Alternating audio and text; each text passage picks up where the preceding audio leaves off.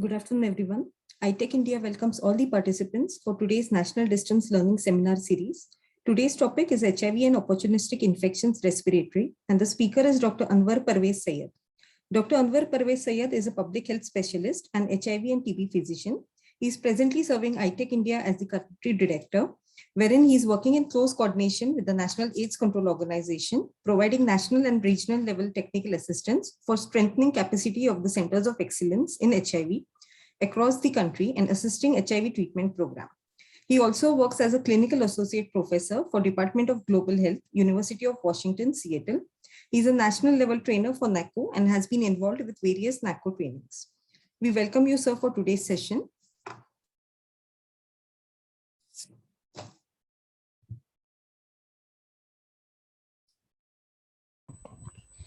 Thank you, Shweta. Good afternoon, everyone. The topic for today's NDLS is HIV and opportunistic infection, and we will be focusing on the respiratory system OIs. Next slide. So in this 1 hour, we will try to discuss all these things, where we will start with an introduction and a brief background about pulmonary infections and PLHIV.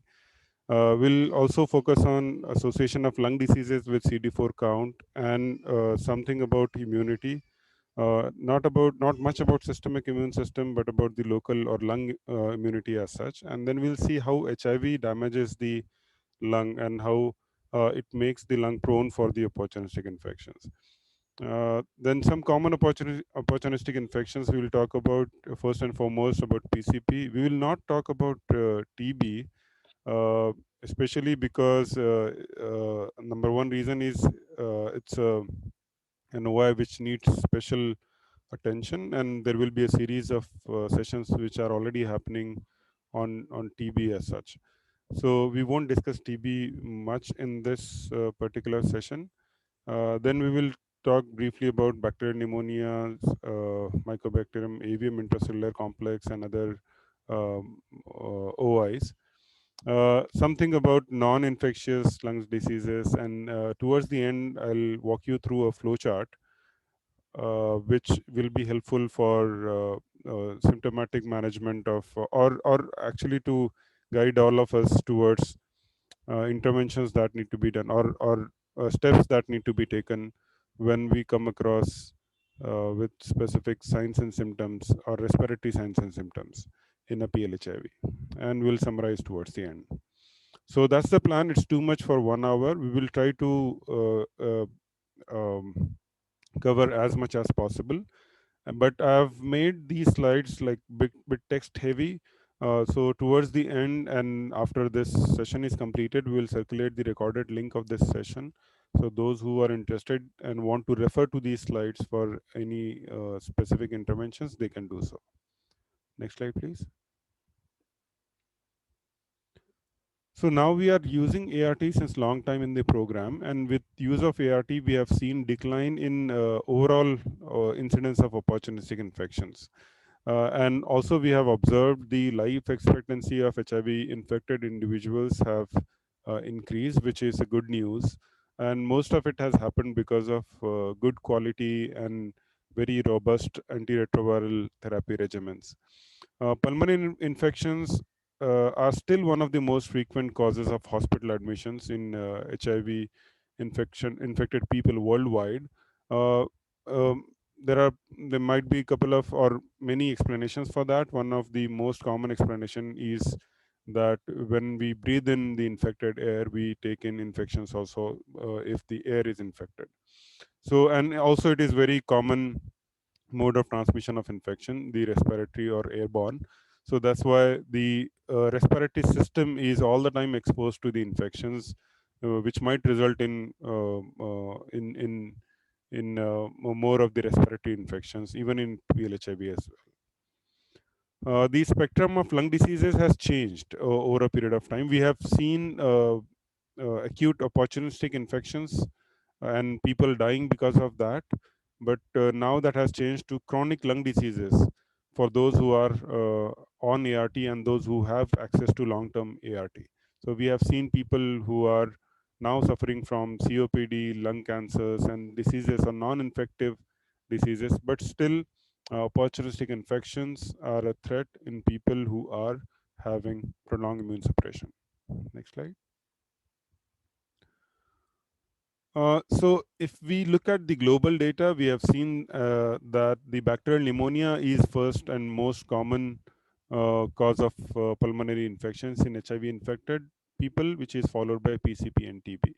In our country, we have seen mostly TB as most common opportunistic infections as it has been reported, which might be because of the fact also that there is a very strong TB control and elimination program, and we report that very religiously. But when it comes to reporting the other opportunistic infections, especially bacterial pneumonia, most of the times it is missed in reporting as well.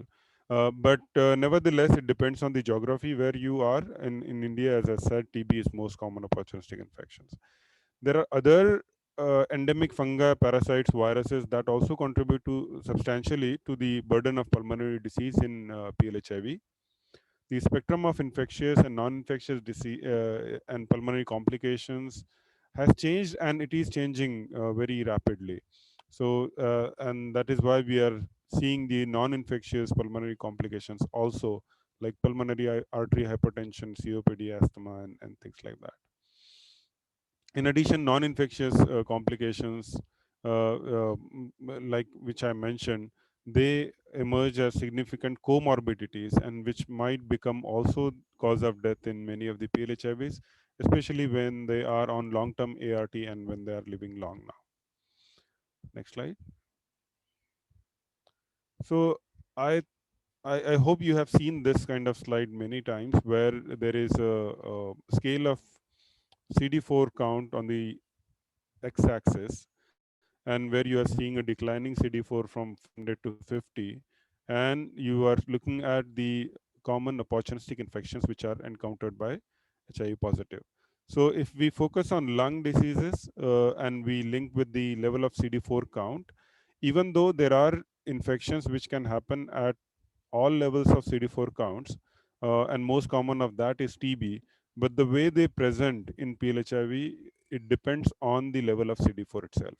So, which means, in other words, if CD4 count is high, then like 500 or more than that, then the occurrence of TB is usually like any other HIV negative immunocompetent person, so which will be reactivation of TB. But when CD4 starts declining, so the TB might present as a primary presentation, which happens usually in children, primary tuberculosis, and if it further declines to less than 100 or 50, it may be there may be atypical presentation of tuberculosis with disseminated appearance. Similarly, in bacterial pneumonia, which can happen at any CD4 count, it can be concise or localized to one part of the lung, but in if CD4 count is low, there may be bacteremia or sepsis. Similarly, non-Hodgkin's lymphoma can and happen at any CD4 count, but as and when CD4 count declines, then person becomes more prone to the specific opportunistic infections like pneumocystis carinii pneumonia, cryptococcus, Kaposi sarcoma, and if it further declines to less than 50, suppose, then CMV and non-TB mycobacteria are the OIs which might come in. And sometimes we actually predict these OIs looking at the level of CD4 count. So when the patient presents to us, we look at the CD4 count and then we predict OI. For example, if a person is presenting with symptoms which are very much similar to CMV, but if CD4 is 500, we don't put CMV on the top of our list of differential diagnosis. So and also as now we are in these times of very effective combination ART, we will remember all the time the non-infectious complications that may occur at any CD4 count, which may be COPD, asthma, pulmonary artery hypertension, interstitial lung diseases, and others. Next. Now, immunity itself is a very complex system. So, and many of us have learned And these days in COVID times, people talk about immunity all the time when it is in relation to vaccines and things like that. But to understand immunity is not, it is not just about CD4 count. It has been oversimplified, I would say, in our learnings, the way we have observed since beginning. So we just look at the number of CD4 and we decide whether the person is immunocompetent, immunocompromised, which is right to an extent, but that's not the only thing which need to be looked at. There are lots of things which happen, and this session is not to focus on the immunity because that itself is a big topic, but I'll just rush through a few important points to make us focus on why and how lungs become an organ which is targeted by all these infections all the time. So two types of immunity we can talk about. One is innate immune system, which is already there and which is comes as a first line defense mechanism when any infection comes in. And following that will be the adapted or cell mediated immunity. So this picture depicts an alveolus, and you can see the alveolar epithelium in them. So HIV can infect bronchial epithelial cells, resulting in barrier dysfunction in the airway epithelium, which is first line of defense mechanism. Surfactant, we all know that it's a substance which is produced by type 2 pneumocytes, and the main function of that is to maintain the structure of the alveoli so that air exchange can happen, alveoli can be, and it prevents the alveoli from collapsing. But surfactant protein D and A can modulate HIV and inhibiting in infectivity with CD4 cell, but also stimulating HIV transfer from dendritic cells to CD4 T cells. HIV can also infect alveolar macrophages, which are primary innate immune cells in the lungs, and this can cause impaired phagocytosis, killing of the external organisms, and dysfunction immune response to the pathogens. HIV infection of alveolar macrophages can lead to HIV persistence. Uh, and that's one of the reasons why HIV cannot be cured so far, because it might remain in the alveolar macrophages also, in addition to the other parts of the body, like we know. And similar to alveolar macrophages, dendritic cells are the key cells of the innate immune system and can be primarily infected by HIV. But when you start ART, the impact of ART on the immune system is such that all these things can be prevented. And once they are brought under control, the innate immune system can again be intact. Next. The second part of the immunity is adaptive immunity, which further has two parts: cell-mediated immune response and humoral immune response. Cell-mediated immune response is nothing but it can be pathogen-specific, where we have pathogen-specific CD4 cells who will identify the previous infections, and then now, if the infection comes again, can fight through it. And humoral immunity is something which is regulated by the B cells, and which will produce antibodies. So what happens to the local lung adaptive immunity after HIV comes in is that there will be disruption of CD4 CD8 cell ratio. It will be reduced. There will be increased T cell activation, helper lymphocyte activation, which will cause further T cell exhaustion, which will render the body prone for all the infections to happen. Similarly, there will be an impaired antibody response, which will happen locally, which also will cause one of the disruption of immune mechanisms, because of which infections might happen. There will be altered cytokines, helper T type 1 lymphocytes. So those cytokines like TNF alpha and tumor necrosis factor, those things will reduce, and type 2 T helper lymphocyte related cytokines will increase because of HIV infection itself.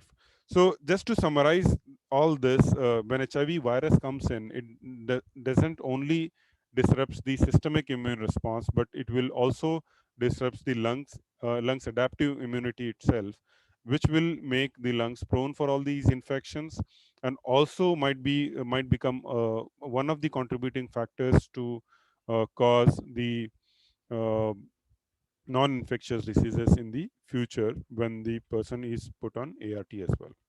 Next slide. Now, when you start ART, and there will be an improvement in all these factors, as I said before, there will be recovery of bronchoalveolar lavage CD4 cell count. There will be initial increase in circulating CD4 from release of memory cells, slowing the or which slows down the expansion of the naive CD4 cells. But one of the things which can happen because of ART is increased risk of iris, and which is fine. Even if that happens, we can deal with it.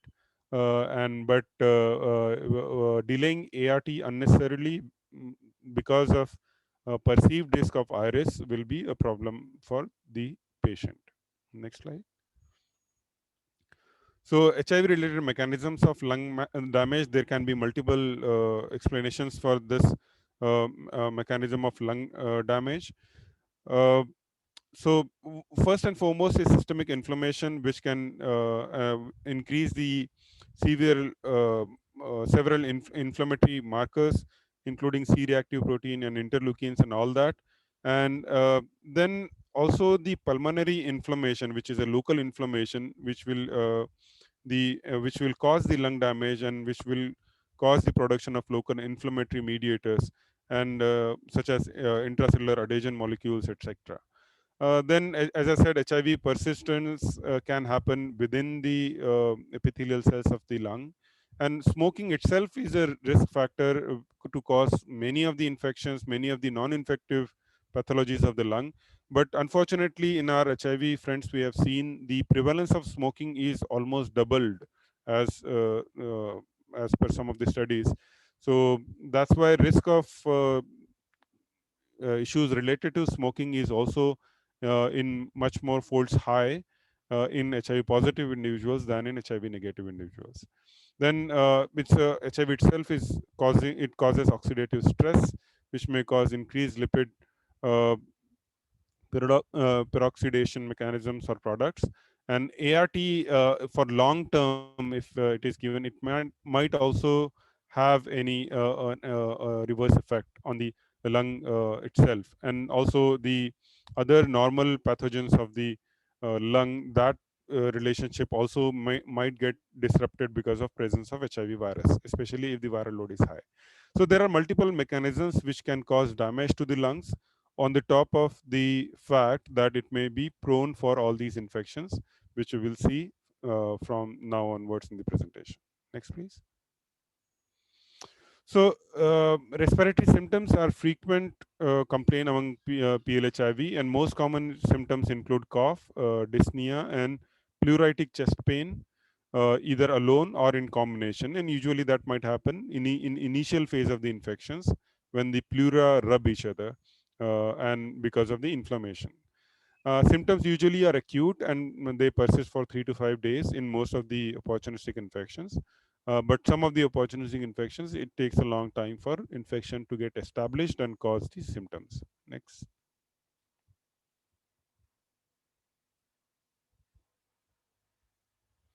So this is a very like a small quiz here. A 33 years old man with HIV who has been out of medical care presents with 2 weeks of history of cough, malaise, dyspnea on exertion, not taking any medication. Oxygen saturation is normal, but when you put the person for some exercise or ambulation, oxygen saturation drops to 92%. Chest radiograph reveals peripheral infiltrates more prominent on left. Arterial blood gas demonstrate is 86 mmHg of the partial pressure of oxygen. Alveolar and arterial gradient also has reduced to 20, or it's less than 35, it is 28. So when routinely this in non-HIV and in current times, you might talk about COVID also, which presents exactly like this, or very similar to like this. But in HIV positives, we first thought which comes to our mind is, as rightly said by Dr. Savita, is PCP. So in the X-ray, you can see the prominent bronchovascular markings, and there will be a reticular pattern, perihilar opacities, and some of the radiological findings you might also see. Next slide, please. First, few things about PCP. It is still called PCP even if the name is Pneumocystis jirovecii pneumonia, because the middle C stands for cystis because it causes formation of cyst in the lungs. It's a ubiquitous fungus. There was a long debate at one point of time how to define or where to categorize this particular organism, but this has been classified as fungus. But as against the other antifungals we don't use typical antifungals for treatment of this particular fungus. So it is a ubiquitous fungus. Airborne route of transmission is common, newly acquired or reactivation of latent infection. 90% of the PCP happens in patients who have CD4 count less than 200. There are other factors which are associated with high risk of PCP in if the person is not on ART, if the CD4 percentage is low, there were previous PCP episode, other stage 3 or stage 4 OIs if the person has, and if the viral load is very high. Next, please. So most of the times or almost every time the diagnosis is clinical, so we and patients they need hospitalization. Sometimes patients can be asymptomatic, but when the patients have dyspnea on exertion or if the oxygen saturation is dropping on exertion, then patients should be suspected of having PCP and should be hospitalized. uh, the onset can be subacute and it can be progressive dyspnea, particularly dyspnea on exertion. Patients may have indolent fever, non-productive cough, chest discomfort that worsens within days to weeks. In mild cases, patients usually at rest will be absolutely normal. Pulmonary examination also will be normal. But in moderate to severe cases, there will be or there might be uh, rales or crepitations on the basis of the lungs. There can be tachypnea, tachycardia, and also there can be a drop in oxygen saturation. Uh, there can be accompanied oral thrush and other stage 3 or stage 4 opportunistic infections accompanying with this. Next slide. There are non-definitive diagnostic tests. So these are the usual tests we do, like chest X-ray, CT scan, or HRCT, and then pulse ox or measuring the saturation of oxygen, and some lab tests also we can perform, which can indicate us towards PCP. And this diagnosis is good enough to start the treatment. So we should be satisfied with this. That if the patient is presenting with symptoms like what we have seen just now, and if the patient has on X-ray diffuse bilateral symmetrical opacities or ground glass appearance in or in the severe cases, or there may be present of cyst or blebs or nodules, or maybe in upper lobe localization, intrathoracic adenopathy, and also because there can be subpleural cyst or blebs formation in PCP, those can easily get ruptured and can result in pneumothorax. So that's why you can see pneumothorax also in patients of PCP, which is an emergency situation. PCP itself is an emergency, but if it is accompanied by pneumothorax, is definitely an emergency which requires immediate intervention. There can be elevated LDH, and also 1,3 beta D glucan can be more than 80, which is actually a component of Pneumocystis jirovecii cell wall. So I don't know, facilities may not be available to check for this, but if they are available, this can be seen. Next. Now, CT suggestive of PCP in these, there are some of the examples, what we have seen in the previous slide, also on the chest X-ray, bilateral opacities, reticular nodular shadows on the most of the perihellar regions, and also on the HRCT chest on the right side, you can see subpleural cyst or blebs formation, and also this bleb sometimes becomes so enlarged which may push the mediastinum to the opposite side and may be interpreted as a pneumothorax, and where putting an ICD may be harmful for your patient. So that distinction is really important to make if it is pneumothorax or big pulmonary pleb. Next, please. This is another example of CT showing cyst or cavitatory lesions. Next, please. There can be a ways in which we can have a definitive diagnosis of PCP, but we hardly do this, and there is no need to do this. Also, sputum induction can be done with hypertonic saline, where we can, or bronchoscopy can be done to see the lavage fluid for PCP, and we can do that with Grocott Gomori methamine silver stain, and PCP organisms can be seen, but obviously it is not required and it is not practiced as such. Next, please. Uh, when we should give prophylaxis for PCP, as I think everyone knows, when the CD4 goes below 350, because this guideline has not changed since long time now. So all those patients who have CD4 less than 350, they are eligible for primary prophylaxis of for PCP, and also for all patients with WHO clinical stage 3 or 4, they also should be given PCP prophylaxis. Secondary prophylaxis should be given to all those patients who have completed PCP treatment, but still their CD4 count is less than 350. So they need to be given secondary prophylaxis with PCP. Next, please. Cotrimoxazole is a drug which is used for primary and secondary prophylaxis. One double strength tablet is used every day, and that is continued for the period of time until unless patient CD4 is more than 350 on 2 consecutive occasions, and CD4 done at least 6 months apart, and as long as the patient has WHO clinical stage 3 and 4 conditions. Uh, Alternatively, if the patient is allergic to cotrimoxazole, then you can do desensitization, and if not, then you can use dapsone also. Next, please. So for treatment for mild to moderate case of PCP, if the partial pressure of oxygen is more than 70 and alveolar arterial oxygen gradient is less than 35, then you can still treat the patient with oral medications of cotrimoxazole in 3 to 4 divided doses for 3 weeks time. Usually for rough calculation, it is 40 kg male, suppose, or 40 kg person or PLHIV. For every 8 kg, you give one double strength tablet of cotrimoxazole. So that's how you give treatment for 3 to 4 divided doses for 21 days.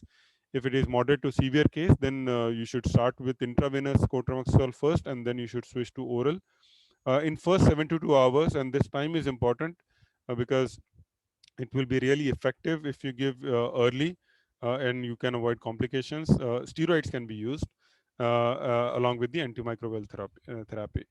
ART need to be started after 3 weeks of cotrimoxazole, and some people advocate early initiation also after 2 weeks of PCP treatment. Next. There are other like preferred regimen, and there are furthermore details to it. If the person is not tolerating cotrimoxazole, or if there is any resistance which is expected, then what is to be used, which is difficult to confirm in our setups, but you can still use dapsone, primaquine, along with clindamycin.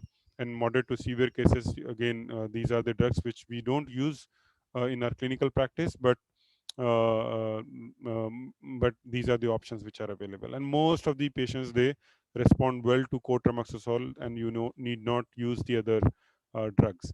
And as I said, as an adjunctive therapy, if partial pressure of oxygen, which is determined by doing arterial blood gas analysis, if it is less than 70, you need to start with the prednisolone in high doses first, and then you can taper down after 5 days over 21 days of time. Now also you might see alveolar arterial gradient, where alveolar oxygen is calculated one, and arterial gradient is calculated based on the ABG findings. And if it is more than 35 mmHg, you need to use steroids. But most of the setups, all these decisions are taken based on the clinical presentations, and whenever you are seeing deterioration of the patients, you may decide on starting steroids. But please be very flexible with your diagnosis, because in HIV positives, multiple opportunistic infections can present at the same times, and in our country, you cannot afford to ignore TB at any point of time. So even if you are sure about PCP and if you start treatment, patients may respond well, and but that might also take some time. don't treat X-rays. X-ray improvement might get delayed, but treat the patient and see the clinical improvement in the patients. But if you see any new symptoms appearing, or new sign appearing in terms of any lymph node anywhere, or pleural effusions appearing, please think of TB and start TB treatment together as well. So there can be multiple OIs. So you even if we are now describing each and every OI separately, but when it comes to treating the patients, you need to consider all the combinations together. Next, please. So next big infection we will talk about is bacterial pneumonia, which is very common in HIV positives and otherwise also. And it's a common cause of HIV associated morbidity and mortality sometimes. Incidence of pneumonia increased by 6 times in untreated HIV patients. It may be first manifestation of underlying HIV infection in many of the patients, and can occur at any stage of HIV disease and at any CD4 count. In individuals with HIV, Streptococcus pneumoniae and Haemophilus species are most frequently seen, and as a cause of community-acquired bacterial pneumonias. Next slide. So there are multiple risk factors. Of course, if CD4 is low, that becomes itself is a risk factor. But others like addictions of tobacco, alcohol, injection drug use, and anything which can cause semi or unconscious status can cause pneumonia, and sometimes it is complicated type of pneumonia or aspiration pneumonia, and others can be caused because of this. But as far as community acquired pneumonia is concerned, uncontrolled HIV viremia, malignancy, renal insufficiency, congestive heart failure, all may become risk factor for bacterial pneumonias. Next. Clinical presentation, first of all, it's very important to differentiate between the presentation of bacterial pneumonia, TB, and PCP, and these days COVID as well. Usually bacterial pneumonias, they present with high grade fever, with chills and rigors sometimes, chest pain, maybe because of pleuritic chest pain, productive cough with sputum, sometimes khaki colored sputum, and dyspnea. So these are like sudden onset, as against the TB, which is of slow onset usually. And in PCP, usually it is a dry cough. That's what we see. There is no pleurisy or chest pain we see in PCP. Here in bacterial pneumonia, there will be a productive cough with purulent sputum. In PCP, there can be indolent fever. In bacterial pneumonia, there will be fever, high grade with chills and rigors. So these are some points which through which you can differentiate between the presentations of these clinical events in HIV positives and other patients also. But there are some indicators which point towards the severity of the illness, like hypotension, tachycardia. They are indicators of sepsis, which may require hospitalization, not only hospitalization but ICU admissions and oxygen supplies.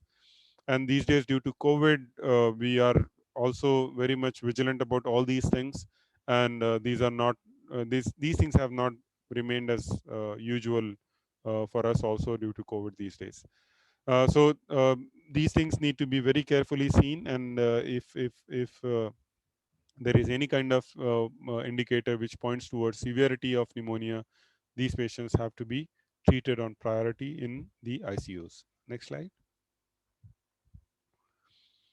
So when there is consolidation, which is nothing but solidification of lung, the lung is usually an empty space where you have alveoli filled with air.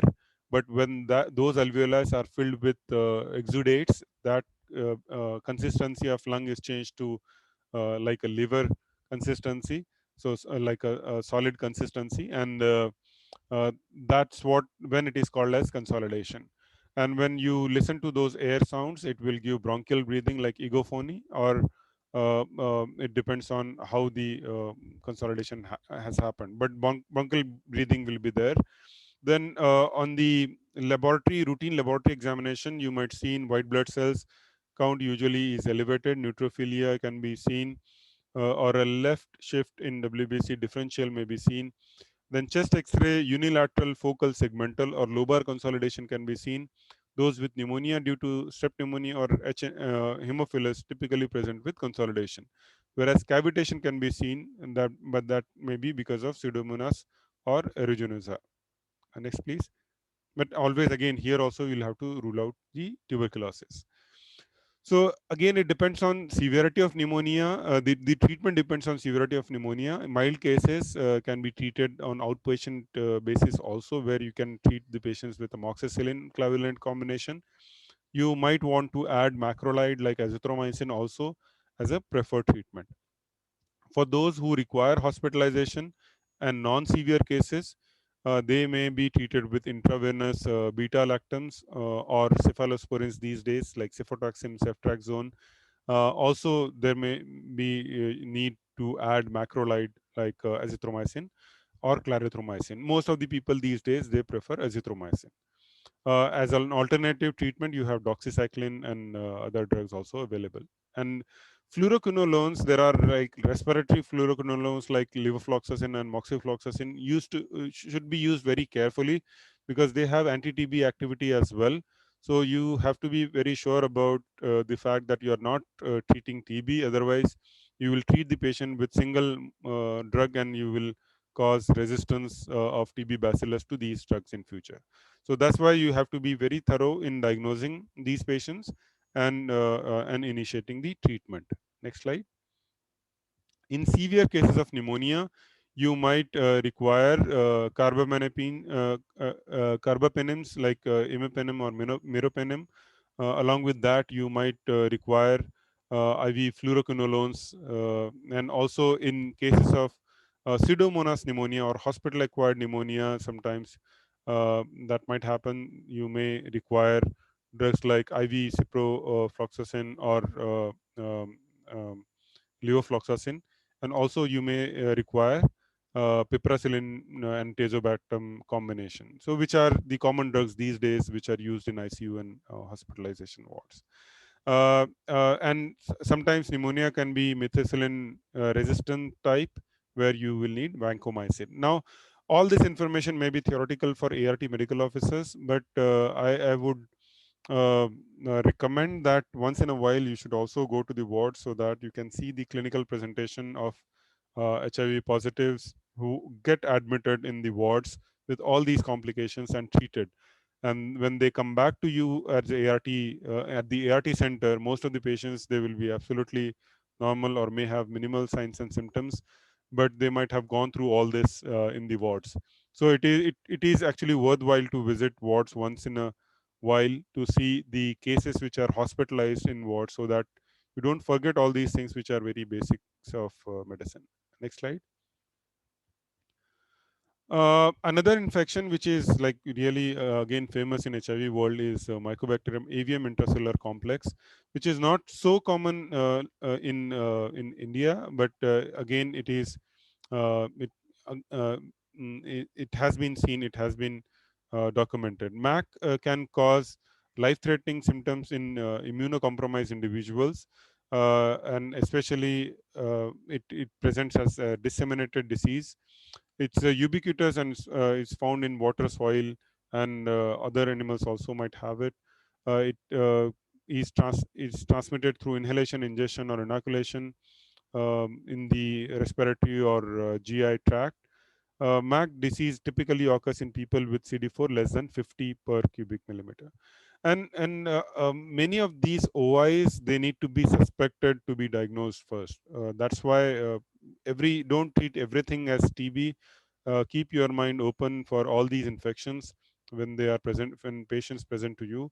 And if you think about all these things, then only you'll be able to document and diagnose and treat these infections. Next slide, please. So again, talking about MACs, clinical presentation typically is with weight loss, fever, night sweats, fatigue, diarrhea, and abdominal pain. Sometimes very difficult to differentiate from TB. Then hepatomegaly, splenomegaly, and lymphadenopathies or abdominal lymphadenopathies. Those are the things should raise the alarms of something which is going on beyond TB in our patients. Next slide, please. Lab abnormalities, there can be anemia, elevated alkaline phosphatase in the patients with normal bilirubin and hepatic aminotransferases. Abdominal CT scan can reveal multiple large retroperitoneal or mesenteric lymph nodes with thickened small bowel. Hepatosplenomegaly can be seen. So all these things together should indicate MAC, and especially when CD4 count is less than 50. Diagnosis is usually clinical signs and symptoms. Isolation of MAC from cultures can be done, and bone marrow examination can be done. There was one question which was asked in the uh, before this session started, which was again related to this, that you don't need to confirm by doing abdominal lymph nodes biopsy for to diagnose as abdominal TB, and for this matter again MAC as well. Most of the times the diagnosis is clinical. Ultrasound examination is good enough to start the treatment, and you see the response to the treatment, especially when the CD4 count is very low, and especially there is no need uh, for other pathology as your first differential in your list. So you can start with the TB treatment in those cases. But if the person is not responding to TB treatment, you might consider revising your treatment as well. Next slide, please. So MAC management is usually it is like two drug treatment which is given with clarithromycin or macrolide along with ethambutol. So either azithromycin or clarithromycin along with ethambutol can be a preferred treatment. It is given for 1 year minimum, and the clinical improvement is seen. If the patient has no signs and symptoms, then the treatment can be stopped. And patient CD4 should be sustained for more than 100 as a response to ART for at least two occasions that need to be seen for continuing the therapy. Obviously, ART will be started as and when the treatment is started for MAC. Rifabutin can be another substitute for MAC treatment along with the fluoroquinolones. Next, please. So a few points can be remembered. As I said, azithromycin is first treatment of choice and is preferred over clarithromycin. Uh, and ethambutol is added to the treatment because it delays development of resistance, and also it is really important combination along with the macrolide therapy. And when you are giving ethambutol, again, ophthalmologic examination need to be done to rule out optic neuritis. That is one of the side effects of ethambutol, which is not very common, but again, that need to be considered if there are any visual disturbances. And usually it is two drug treatment, but whenever there is a resistance, macrolide resistance is suspected, which is most very likely these days, where people are using azithromycin left, right, and center, then the patients may require treatment with 3 or 4 drug combination. Next, please. So timing of ART initiation, it should be done as soon as the patient tolerates the treatment for MAC. Within the first 2 weeks also, it need to be done. Next, please. Uh, Another OI is tularomycosis, which is commonly or previously which was known as penicilliosis or Penicillium marnefi infection. It is not very common everywhere, but in some of the geographical locations, it is really common. In India, it is common in Manipur, and some other northeastern states have also reported the cases like Assam and Nagaland, Mizoram, Meghalaya, and Sikkim. But mostly it is reported in Manipur. And it is considered as stage 4 opportunistic infections and also an indicator of advanced HIV disease and when the CD4 falls below 100. And it is caused by bamboo rats, which are like of two types. And in India, there are two species of bamboo rats are present. Next, please. And usually it happens in the rainy season. This is one picture of a patient which has been taken obviously after the consent of the patient. It has been reported by RIMS Imphal, Regional Institute of uh, Medicine, RIMS Imphal, which is the capital of Manipur, Regional Institute of Medical Sciences. So The tularomycosis is characterized by fever, weight loss, hepatosplenomegaly, and respiratory and gastrointestinal abnormalities. Skin lesions can be seen as central necrotic papules, umbilications appear on face, trunk, and extremities. Pulmonary involvement can happen. GI involvement also can happen. Rarely, meningoencephalitis can also happen. Next, please. It is fatal if not treated and diagnosed in time. uh, uh, History of travel is really important, even if the patient is suppose is living in Mumbai. But if the patient belongs to Manipur, that history is really important, and a history of travel to Manipur is important in PLHIVs. And if this typical presentation is there on the skin and gastrointestinal or even the respiratory presentation. Next, please. Conventional method of diagnosis is by doing biopsy and confirming that in the microscope. And the conventional treatment is with antifungals, and typically it is given in induction phase, consolidation phase, and maintenance phase. ART can be started after first week of treatment with amphotericin B. Next slide, please. So preferred treatment is liposomal amphotericin B in the dose of 3 to 5 milligram per kg per day IV for 2 weeks. And then itraconazole need to be given 200 milligram orally for 10 weeks. And then maintenance dose or secondary prophylaxis with itraconazole 200 milligram orally daily until unless CD4 is more than 200 for at least 1 year, or done CD4 done at 2 times 6 months apart. Next slide, please. If liposomal amphotericin B is not available, the conventional can be used. Other infections, again, I'll rush through few because these may not be very commonly seen everywhere, but histoplasmosis is sometimes again seen in severely immunocompromised when CD4 falls below 150, is again a fungal infection with respiratory presentation. Sometimes again extrapulmonary presentation is also common.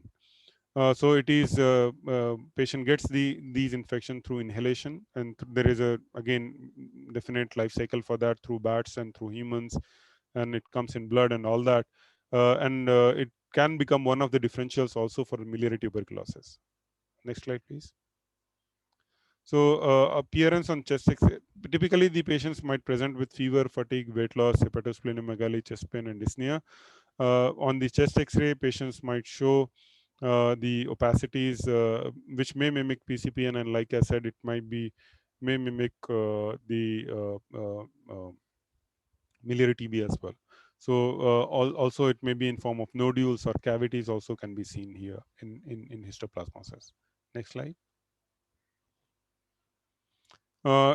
It can cause disseminated disease where it is called as stage 4. Serological tests are not useful. Peripheral smears and biopsy samples of involved tissues may show budding yeast appearance. So positive culture from a body source has limited clinical diagnostic value, as the organism usually, because it takes a long time or weeks to grow. Antigen assay are helpful for diagnosis. It takes 1 or 2 days, and histoplasma antigen can be done on bowel fluid also, bronchial alveolar lavage fluid. CSF, again, lymphocytic pleocytosis, elevated protein, and low glucose can be seen. CSF testing for histoplasma antibodies and antigen can be done. Next, please. So preferred therapy is again liposomal amphotericin. If that is not there, then traditional or conventional amphotericin B lipid complex can be given. Typical duration is 2 weeks, and then itraconazole can be continued for 200 milligram orally 3 times a day for 3 days, and then twice a day for at least 12 months. And in less severe or disseminated, then itraconazole only treatment can also be used. There are some alternatives like posaconazole, voriconazole, or fluconazole also can become an alternative. Next, please. Now, this is another patient, 30 years old male, woman with chronic HIV and recent CD4 count of 150 with cough and dyspnea. Physical examination shows fever, and there are crackles in the lung fields, axillary and inguinal lymphadenopathy, hepatosplenomegaly, 2 to 3 centimeter ulcerated lesions on her face. Now, this is very different from the OS which we have seen so far. And multilobar opacities and cavity with small air fluid level, which is again very indicative of this particular infection. Skin biopsy of the facial region demonstrate numerous spherules, many of which contain multiple small endospores and daughter cysts. So this woman is suffering from, if there are any guesses. Next slide, please. It's coccidiomycosis, again, not very commonly diagnosed in our setups, but this is something which need to be considered if the CD4 count is less than 250, especially in endemic areas. Next, please. So localized pulmonary infection, it might cause, and also might cause diffuse pneumonia with reticular infiltrates. Disseminated presentation also may be seen where there can be involvement of lymph node or liver. Uh, uh, Cutaneous finding in disseminated disease may include papules, pustules, nodules, and ulcerated lesions. Next, please. So the diagnosis is done by ELISA for IgG, IgM, and isolating the organism. Then staining can be done where you can see these spherules and endospores. Next, please. And typical treatment is with fluconazole 400 milligram orally, and with it or with itraconazole 200 milligram 3 times a day to begin with, and then BD can be continued. Next, please. And if severe cases, we can give amphotericin B. Now, as I said in the beginning, there has been a shift in the spectrum of lung complications from infection to non-infections. With earlier initiation of ART, the infections have gone down and patients are aging now. Incidence of the chronic lung diseases is slowly increasing, and that is becoming a major contributor to the morbidity and mortality. And where now we are seeing presence of COPD and asthma, not only as a other like factors like allergic pathogen or allergens and because of smoking and other factors, but HIV itself might uh, uh, pose a greater risk for these patients to develop all these non-infectious diseases. And also pulmonary artery hypertension. Unfortunately, even after starting of ART as well, there has not been any change in incidence of pulmonary artery hypertension in patients who are HIV positive, which is higher than patients who are HIV negative. Lung cancer, because of all these factors, also even though the AIDS defining lung cancer has the incidence has reduced, but the other lung cancer, the incidence is increasing. And also increased incidence of certain types of interstitial lung disease such as sarcoidosis, non-specific interstitial pneumonia, lymphocytic interstitial pneumonia has also been associated with HIV infection. Next slide. This is a good picture to show mechanism of HIV-related lung damage. I won't go in details of this, but you can see how bad cigarette smoking affects HIV positives. So this is very important for all the ART centers to promote non-smoking behavior in HIV positives, and which has not been focused a lot in past years, which I've observed. And but I think now it's a time to reiterate the harmful effects of smoking in on the health of HIV positives. So that need to be stressed upon a lot of times at our ART centers, I guess, with all the IEC materials and counseling for non-smoking. Next, please. So other non-infectious pulmonary diseases or presentations of the patients for like pulmonary presentations or is like presentations for Kaposi sarcoma or AIDS-associated lymphomas, which might also become a cause of major morbidity and mortality in HIV positives. Next, please. So towards the end, this is the flowchart which I was talking about, which can be very helpful. Like I said before, at the ART centers, you might not have luxury of diagnosing all these opportunistic infections and also managing them, even if you want to, because we run an OPD. But it's really crucial for us to get engaged in the linking mechanism of all these patients to the medicine or respiratory wards as and when they require that help. And that is the reason suspicion is the key. So whenever any patient comes to the ERT center with respiratory symptoms like cough, dyspnea, pleuritic chest pain, fever, night sweats, hemoptysis, or any other constitutional symptoms, or any symptoms which are related to the other organs, then you need to ask questions to the patients to get more information about the onset of these signs and symptoms. Then details of all these symptoms, like if the patient has cough, if it is productive or not. If the patient has the sputum, then what is the color of sputum? If there is any associated hemoptysis, you need to review the records of the patients of CD4, viral load, and details of ART, whether patient is failing the treatment, any history of TB in the family, or any family member suffering from TB or other diseases. All that is important in such patients. If the symptoms and signs are suggestive of TB, then patients has to be referred for diagnosing TB, like CB-NAT, radiology, chest X-ray, and depending upon the diagnosis which is established, you need to treat the patient for anti-TB with anti-TB drugs. And if the patient is showing the indications of having PCP or COVID, then also all those measures need to be taken to treat the patient accordingly, or to link the patient to respective departments. If the patient is showing signs and symptoms suggestive of pneumonias, if it is minor, and if you have the confidence and the resources to manage the patient at the ERT center, you can start the treatment at the ERT center itself, or you need to refer the link the patient to the other departments who can manage them. So this is a simple flowchart which can be helpful to as a reminder to all of us working at the ERT center. First, when the patient comes, we need to assess the signs and symptoms. We need to ask questions to get more information about those signs and symptoms. We need to examine the patient thoroughly to see the signs, and also to rule out the other systems involvement, and to know more about the system of which the patient is presenting signs and symptoms for, and then refer the patients for investigations and further management if you think that patient cannot be managed at the ART center or outpatient department level. And if possible, please go to the wards and see the patients in the wards.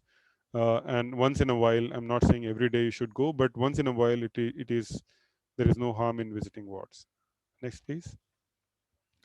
So this is my last slide. So in PLHIV, the major opportunistic infections primarily impact those with CD4 count less than 200 cells per cubic millimeter or severe immune suppression. In some PLHIV, major OIs are unrecognized prior to the initiation of ART, and can paradoxically worsen in settings of immune recovery. When you start ART, patient may further deteriorate, which is called as immune reconstitution inflammatory syndrome. The incidence of lung infections has decreased over a period of time, which is a good news. But again, the chronic lung diseases are emerging as important contributors of mortality and morbidity in HIV positives. So our ART centers approach also need to be changed a bit, where we should start looking at blood pressures and blood sugars, and also the other, like we should start auscultating patients more frequently than ever to rule out all these non-infective causes of morbidity and mortality in PLHIV, so that we can manage them in time, and also we can link these patients to appropriate places. So HIV infections confer an increased risk of for several chronic lung diseases, with COPD, asthma being most prevalent in HIV positives. Next slide. Towards the end, I want to acknowledge the contributions from Dr. Amit, Priya, Ramesh, Reshu, and all the members of the e-learning teams of HiTech India for helping out in making this presentation in the shape and form where it is as of now. Thank you very much. I think this is my last slide. I'm sorry I could not take questions while I was going through the presentation, and I think the time is up. So I won't take more questions here. If there are no any like very prominent questions as such, but all those major questions we will respond back through email separately. But I have tried to cover these questions through which were asked while you were registering. One thing which is I think very relevant, and I think which is about HIV and COVID together. As like everyone, the again COVID is new for everyone, even if there are like it's there since 2 years now, but still there is a the evidence is still being collected on the how both the things they are working together. But nonetheless, those PLHIV who have lower immune suppression, obviously outcome of COVID in them will not be good.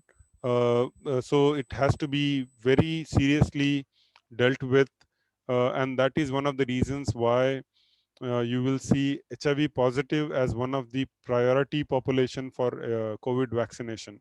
So that is what I would say, that all PLHIVs are eligible for HIV vaccination. So those need to be prioritized. So every ART center should make all the efforts possible to link the HIV positives for COVID vaccination as soon as possible in your own respective districts. So I think that is one key message which I would want to give, that COVID is something which is very serious these days. The third wave is on the door. In fact, I would say this is continued second wave which is going on, and HIV positive people will be always at risk of acquiring COVID, especially when CD4 is low, and risk of morbidity and mortality will be really high in HIV positives. That's why vaccination is really more important in them. So again, thank you very much, everyone, for your active participation, and please continue participating in these sessions in future as well. As I said, we'll get back with answers to your questions if there are any in the chat box. Thank you, and over to you, Shweta. Thank you for the informative session, sir. Thank you to all the participants for patient listening. We can end the session now.